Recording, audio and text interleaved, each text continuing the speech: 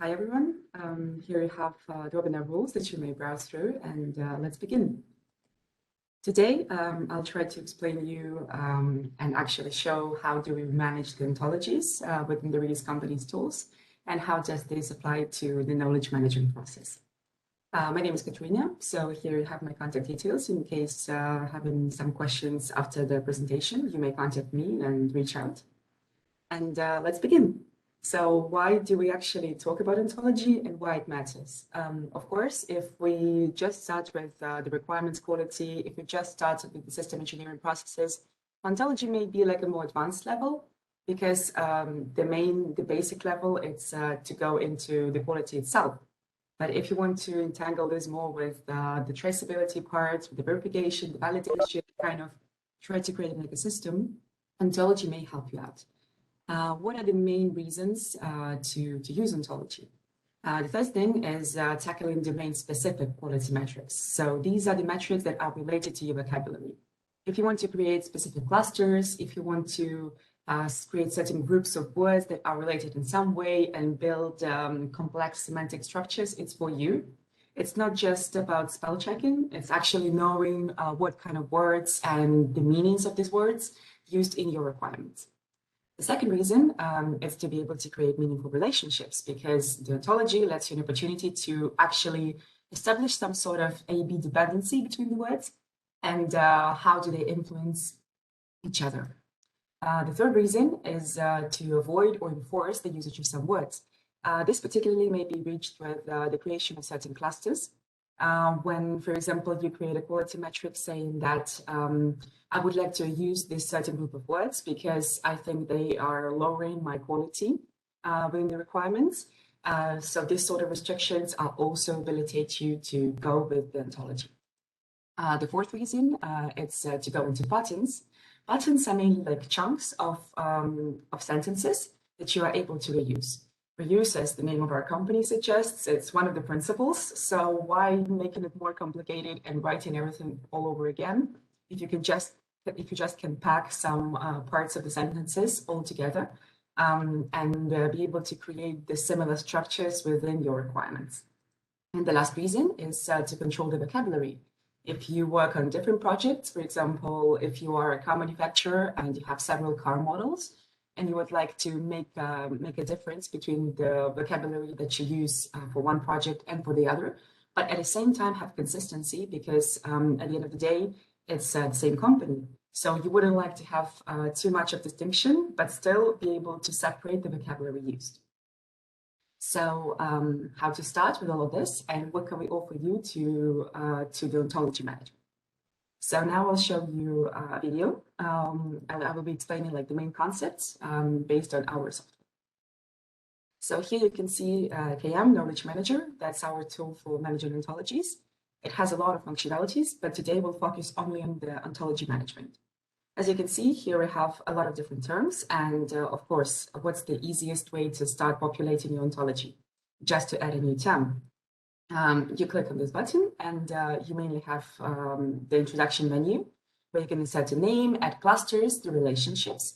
I'll show you later on how the relationships works, as well as include different information like the notes, the synonyms, or maybe the translations to other languages. So this is the easiest way to start, but at the same time, you wouldn't like to add, like here we have 6,000 terms. And definitely we need another ways to populate the ontology and to save our time. One of those is, for example, the Excel import. The only thing that you need to do is just to choose a file with the terms that you already use, maybe in some other software, or you were doing this manually before. But it's not just Excel.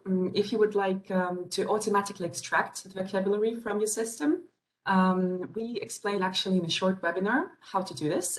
It was done a few months ago, but you can find this at our webpage where you basically will see the recording of how to extract the vocabulary manually.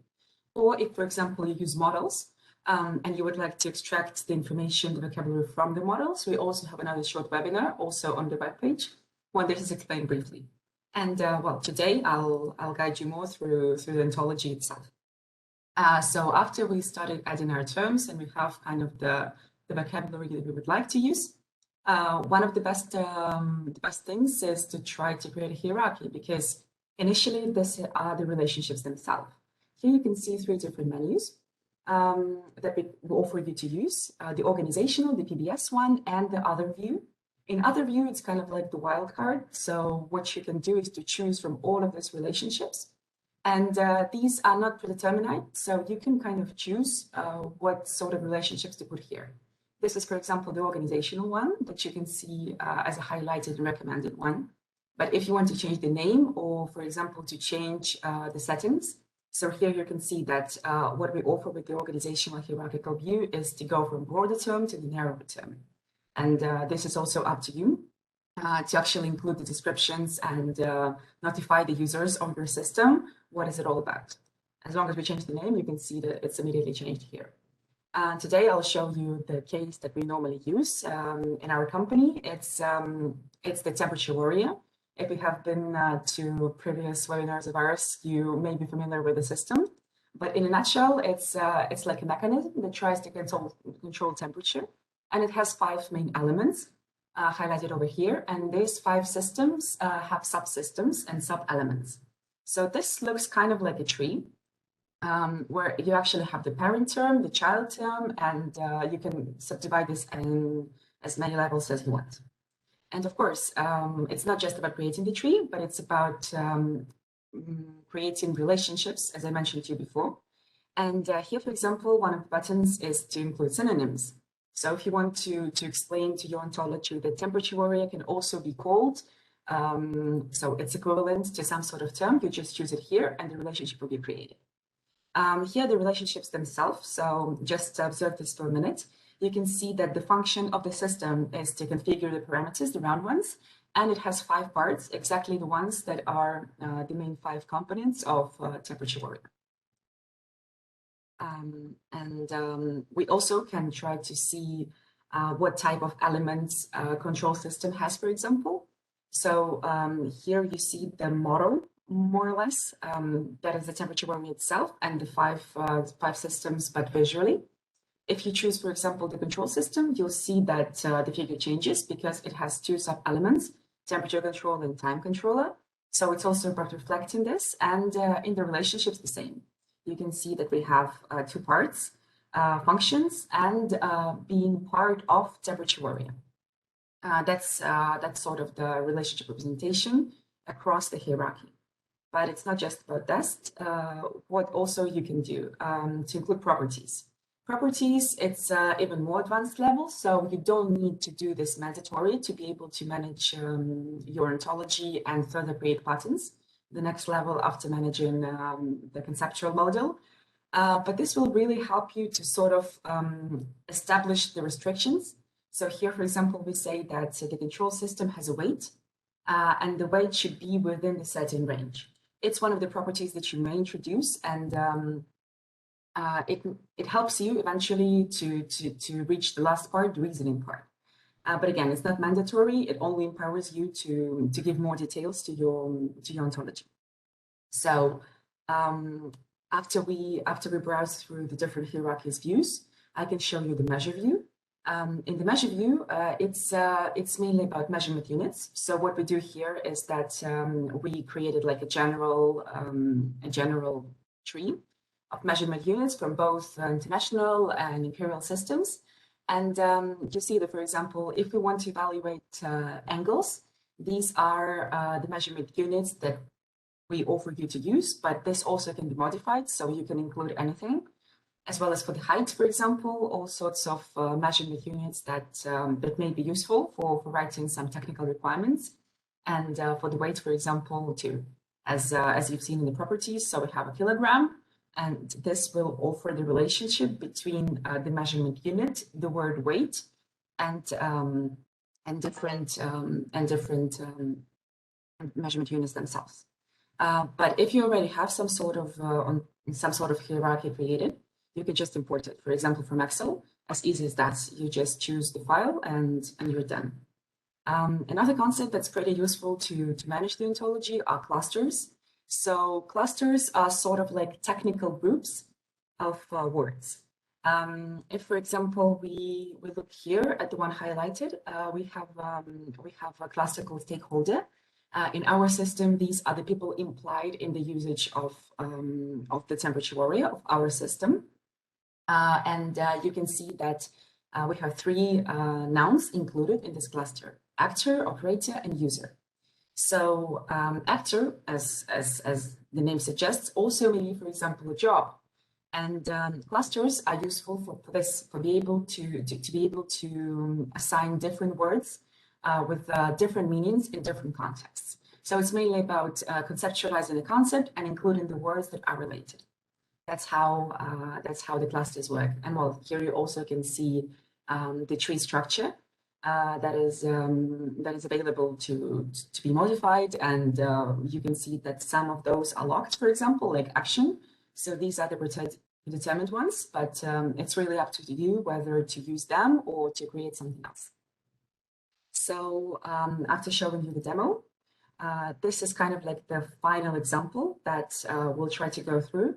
So I've shown you that we have the domain-specific words and the generic words. For example, temperature warrior or sensor are the domain-specific words, as well as physical characteristic, weight, length, for basic generic English used in all types of projects. The next level is to start conceptualizing. And here you also see the division. So for example, temperature warrior is a system. It has two subsystems, control and power system. We can also try to establish the weight, as I've shown you with the properties, the acceptable range that we expect, and maybe use some of the models like Negrino or electric current, not type the vocabulary that every generic English project should have, as well as mentioning some of the generic concepts such as action cluster or the relationship between physical characteristics such as weight and length. And in the upcoming webinars, you'll see how we will go through the third, fourth, and fifth layers, how to create patterns, so how to manage these chunks, how to formalize it, and eventually how to reason through all this ontology. That's all for today. If you have some questions, now is the time to think about them and text them in the chat. And while you're thinking about it, I can tell you about the next webinar. It's going to be in 2 weeks on February 22nd and 24th in different time zones for you to be able to assist from anywhere you are. And we'll be talking about patterns, the third level, how to use them, and how to improve the system engineering projects you're currently using. So thank you for your attention. Now it's Q&A time. That's also my contact detail here if you need to reach out. And yeah, let's wait for a few moments and I'll check if I see any questions.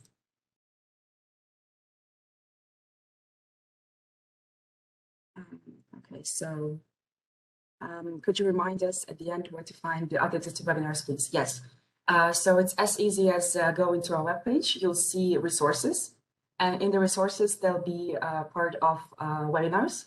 So you go there and you'll see upcoming webinars and past webinars. Just search for the webinars at our webpage, thereasecompany.com. What else do we have? Is it possible to share your XPS or measure, please?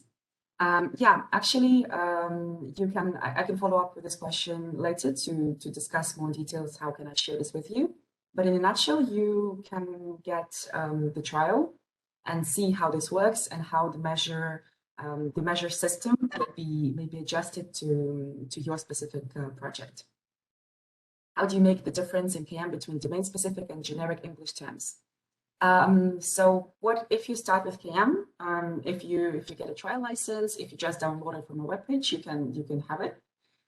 You'll see that the ontology will not be empty. So we provide you with some sort of out of the box, like the basic vocabulary that you can see. These are only generic English words.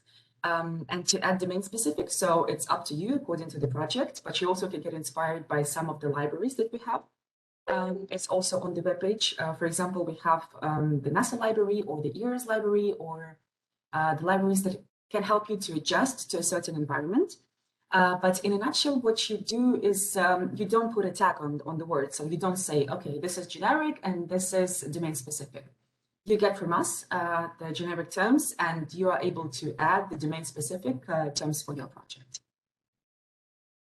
How do you make the difference in KM between, okay, I answered this. Yes, the host has sent you the link to the past webinars. Yeah, here you go. Okay. Could you please elaborate on the example where the same vocabulary is used for different projects? How is one term defined across several ontologies? So the same vocabulary used for different projects. What you can do is when you enter the KM Knowledge Manager, the tool I just showed you, is you have different connections. So it's sort of like different databases.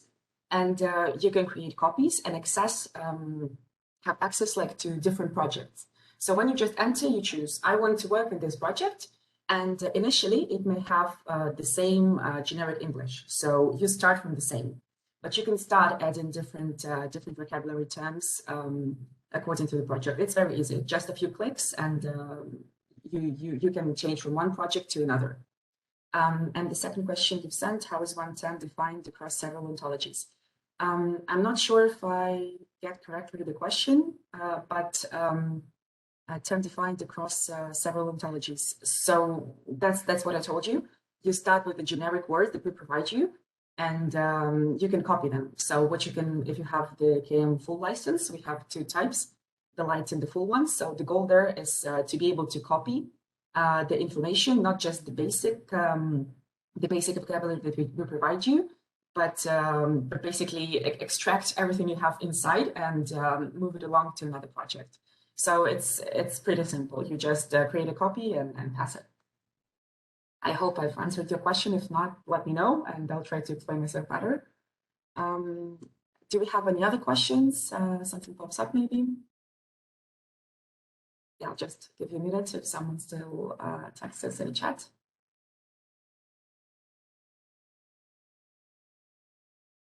Okay, so if we're done with the question Q&A part, I hope you've learned something today, and you'll receive the recording in case you would like to see again. And don't hesitate to reach out. I'll be happy to answer any questions that may arise and give you extra information related to something more specific. Thank you for your time.